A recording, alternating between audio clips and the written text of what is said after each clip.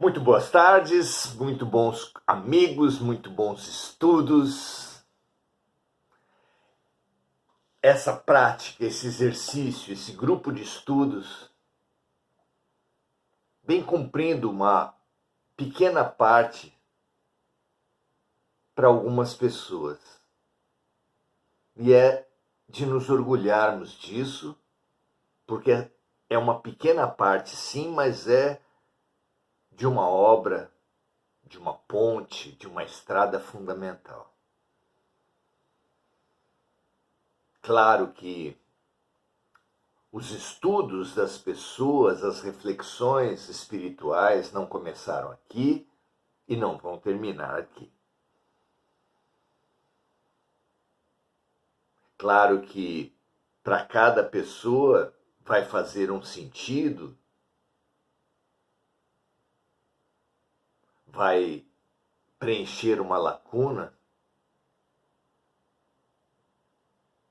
E essa pequena parte, como já dissemos, é significativa porque num mundo em que damos tantos passos, às vezes largos, para trás, não deixa de ser maravilhoso que demos um pequeno passo para frente. Que assim seja. Vamos hoje começar uma pequena série de estudos aqui nesse nosso guia de viagem, o Consolador, de Chico Xavier e Emmanuel, sobre uma instituição fundamental para a sociedade e para cada um de nós, que é a família. Como compreender a família do ponto de vista espiritual? Vejam a importância de estudarmos isso, já que algumas das relações mais importantes estão na verdade, nas famílias que nós integramos. Todos nós surgimos de uma família na qual nos inserimos como filhos e participamos de pelo menos uma segunda família na qual nos inserimos como adultos, como pais, pelo menos como cônjuges. Há, claro, pessoas que não integram essas segundas famílias, que não se casam, que não geram filhos,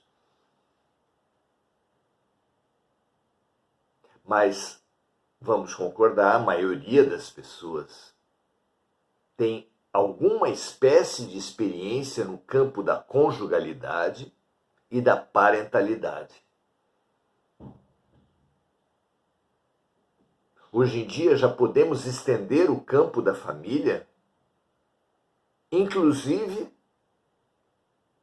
para aquelas famílias formadas por um adulto e seus irmãos animais. Um adulto e seus irmãos vegetais.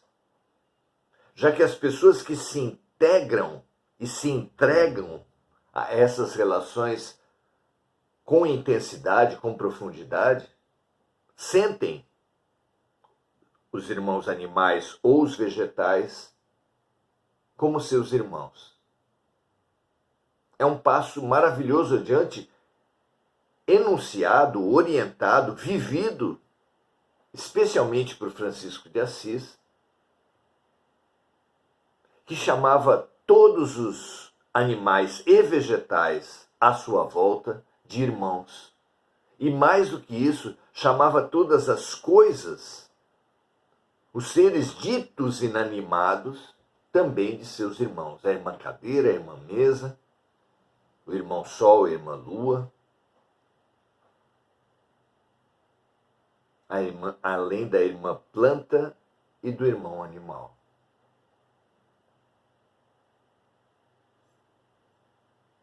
Quem poderá dizer, diante de tamanha estatura espiritual de um espírito como Francisco de Assis, que uma organização doméstica formada por um adulto e suas plantas, um adulto e seus animais, não é uma família. Não será sempre apenas na situação de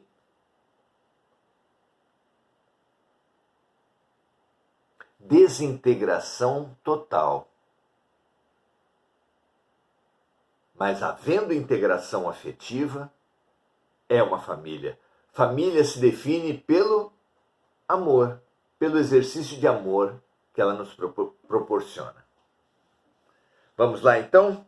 Primeira questão do livro O Consolador, no segundo campo do conhecimento humano, que é no livro que é a filosofia, aborda-se a questão da família na questão número 175, onde se pergunta o seguinte para Emmanuel: o Instituto da Família é organizado no plano espiritual antes de projetar-se na Terra?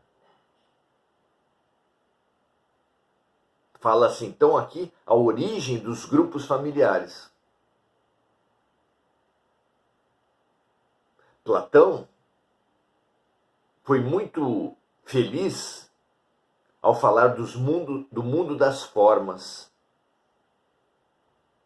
que é um mundo no qual pré-existem todas as formas que depois se realizam na matéria. Claro que isso é extensivo às descobertas, os aviões, os carros, as tecnologias, mas também os quadros, os livros, a arte, a música, inclusive a que aumenta a vibração das pessoas e as que abaixam também. Porque o mundo espiritual não é apenas da luz, ele é também das sombras. E luz gera luz, assim como sombra gera sombra. E hoje aqui vamos descobrir, então, as origens espirituais do Instituto da Família.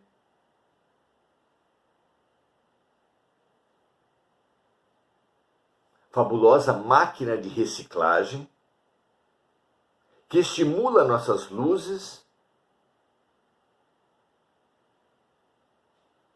e cura nossas sombras. Vamos lá? Diz Emmanuel o seguinte: o colégio familiar tem suas origens sagradas na esfera espiritual. Em seus laços reúnem-se todos aqueles que se comprometeram no além a desenvolver na Terra uma tarefa construtiva de fraternidade real e definitiva. Preponderam nesse instituto divino os elos do amor. Pelo menos num amor possível para cada criatura.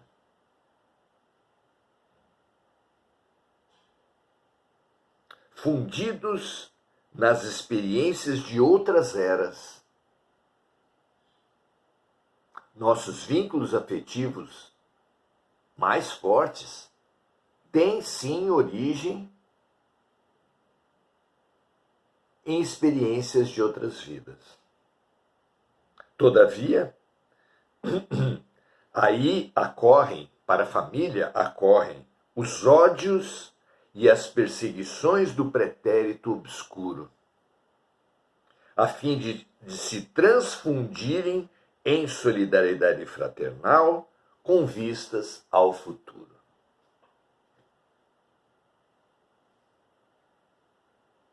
Analisemos os pilares da família.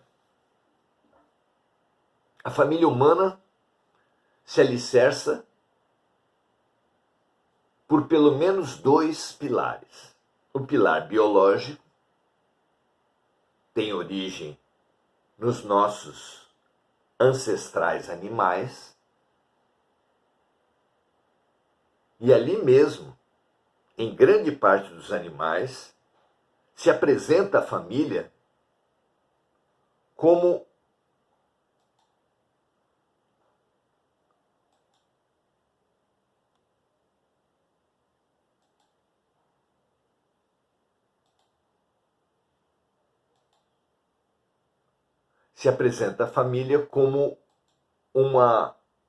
um mecanismo de defesa fabuloso.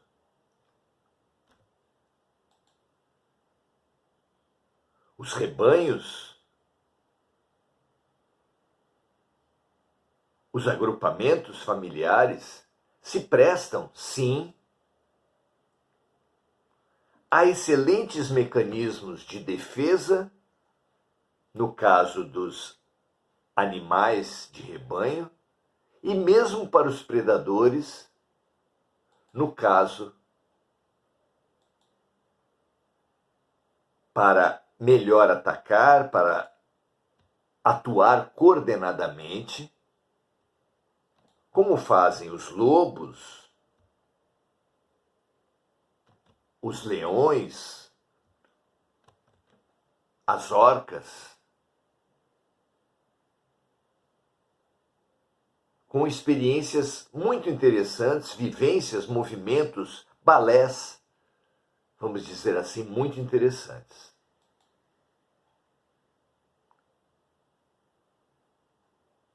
Então é fantástico que estejamos reunidos entre amigos, que é a amizade, já falamos aqui, um estágio fundamental da afetividade nessa nossa escola de amor. E agora falamos sobre outra experiência, sobre outro tema, outra vivência extremamente importante na mesma escola de amor, que é a família. Fácil é perceber que a família tem como origem, a família humana tem como origem os agrupamentos animais, os rebanhos, as alcateias, os cardumes, havendo, é claro, animais onde essa atuação grupal é mais destacada que em outros. Os animais não são todos iguais e nesse aspecto também não.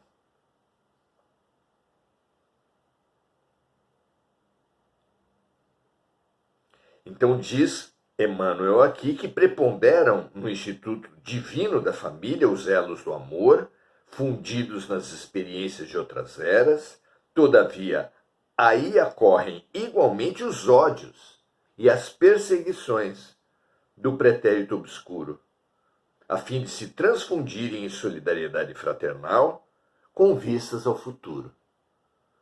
Então, a força do instinto, a força da sobrevivência é tão grande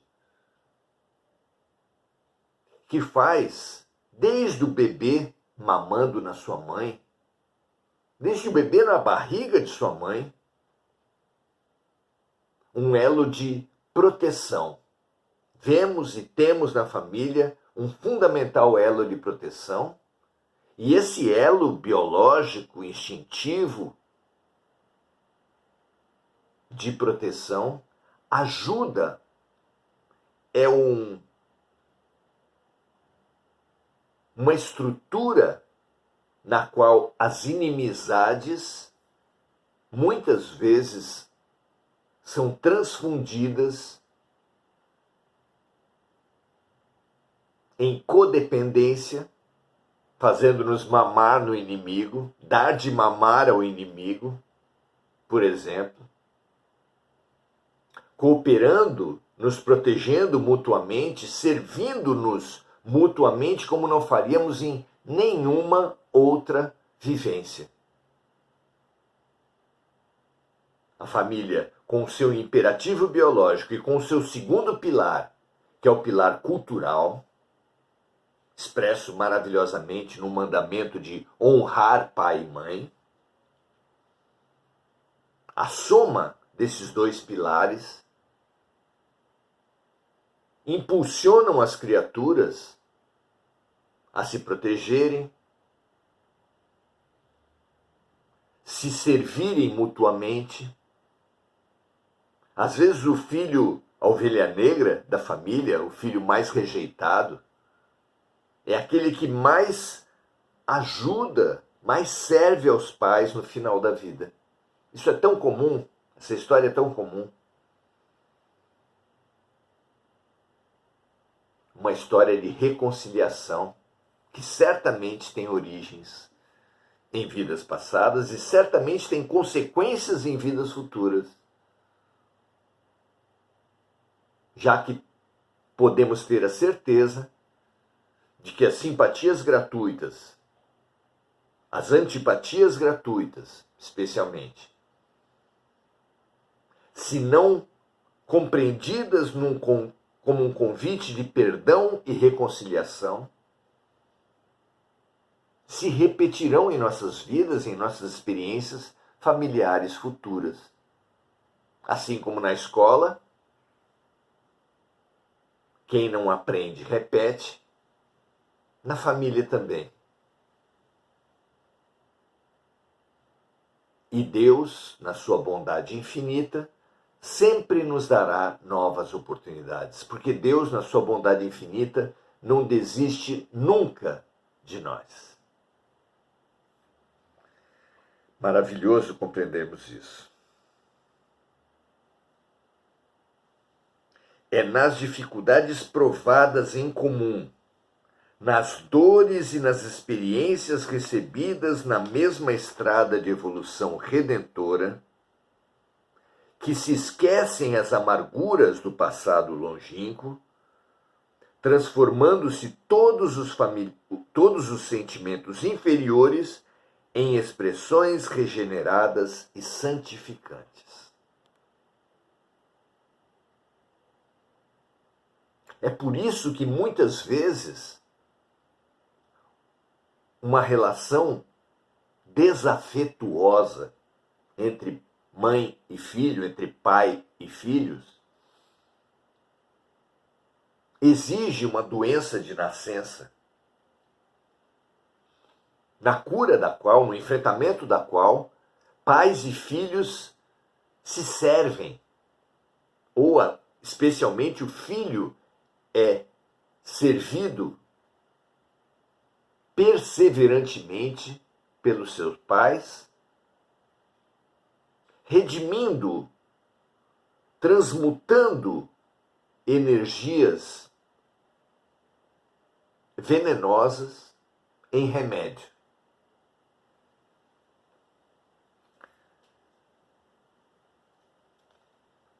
Compreender a família dessa forma nos ajuda a construir uma nova atitude perante os conflitos familiares. Uma nova atitude de reconciliação e de serviço mútuo, apesar das antipatias. Quanto mais antipatias tivermos no instituto familiar, especialmente as antipatias que não tiverem uma base concreta nessa vida, saibamos que é um convite divino para a reconciliação, para o serviço mútuo, para a reparação, para a libertação.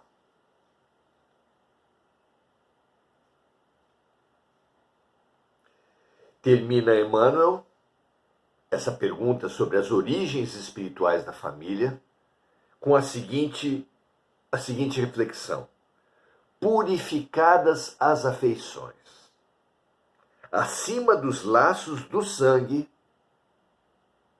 tendo por base os laços do sangue, mas conseguindo essa transmutação afetiva, energética, o Sagrado Instituto da Família se perpetua no infinito,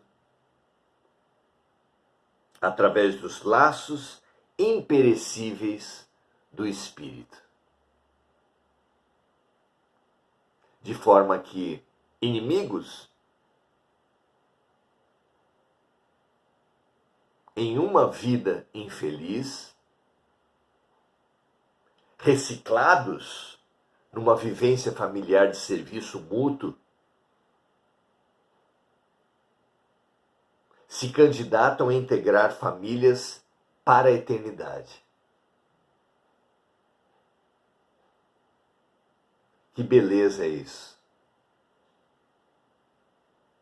Aqueles que tiverem mínima consciência ecológica sabem das montanhas de plástico que nós temos na Terra. Enterradas na terra, boiando nos mares, toneladas e toneladas de plástico. É uma terrível, triste herança que nós deixaremos para os nossos filhos, netos e bisnetos resolverem. É como esses pais inconsequentes, alguns deles viciados em jogos, por exemplo, que deixam como herança para os seus filhos dívidas, que eles precisarão de largos períodos para pagarem. Assim como há essas dívidas, essas tristes heranças do ponto de vista ambiental e material da terra, também deixamos de herança, não apenas para os outros, mas para nós mesmos, todos os atos que nós plantarmos, especialmente na família. Nossas famílias do futuro são herança das famílias do presente. Nosso perdão do presente frutificará maravilhosamente no futuro. Dedique-se à sua família, não exclusivamente, porque essencialmente nós somos membros da família universal, mas dedique-se à sua família material, porque é um plantio para exercitar com cada vez mais amplitude até alcançarmos a família espiritual, para a qual trabalharam todos os luminares. Madre Teresa, que não era indiana, Paulo de Tarso, que trabalhou para todos os povos do Mediterrâneo, não apenas para os judeus. Jesus, que era um espírito de altíssimas esferas, e que como um escafandrista foi vestindo um traje muito pesado para poder aprofundar-se, quase que imobilizar-se na densidade do planeta Terra.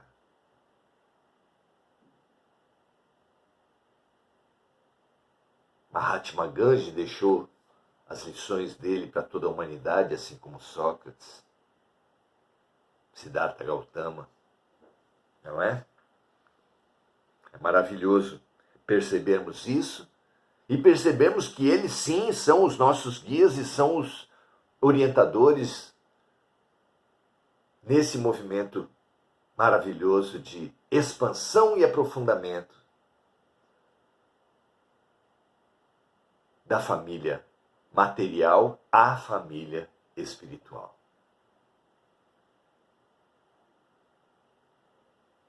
Muito bom.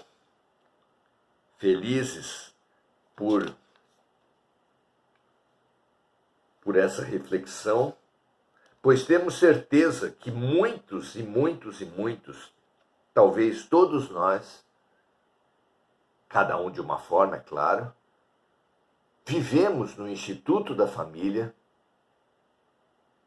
um passo especial da nossa trajetória na Terra. Compreendamos do ponto de vista espiritual e teremos uma outra atitude com muito mais coragem, muito mais disposição em servir, compreender, perdoar. Lucidez que nos acarretará uma muito maior libertação do que temos buscado e obtido até agora. Maravilhoso.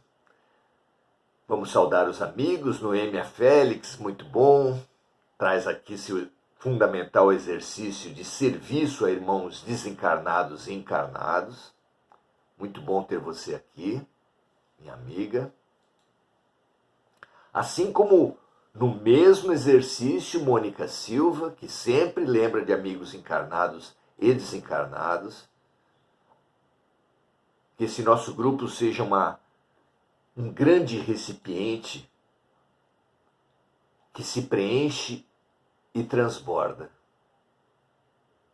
de serviço, de afeto, de lucidez, de luz. Mônica também vibrando pela paz mundial, pelas vítimas dos desastres climáticos e dos desastres em geral.